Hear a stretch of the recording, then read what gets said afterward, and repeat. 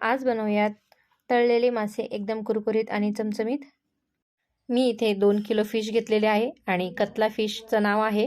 अद्रक लसूण आणि कोथिंबीरीची पेस्ट ॲड केली मी। यामध्ये कंटकी मसाला ॲड केला आहे, थोडीशी लाल तिखट, हळद आणि चवीनुसार मीठ ॲड केलं।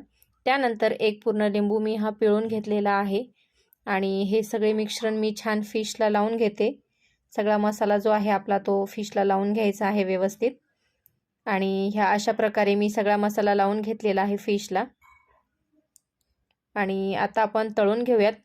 इथे मी कढई गरम करून घेतलेली आहे, तेल सुद्धा गरम झालेलं आहे आणि एक एक करून फिश हे मी सोडून घेते तेलामध्ये आणि मी तुम्हाला तळून दाखवते। खूप टेस्टी आणि खूपच सुंदर अशी रेसिपी आहे आणि खूपच सोपी आहे। एकदम कुरकुरीत तळायचे आहेत फिश, मीडियम फ्लेमवरती तळायचे आहेत।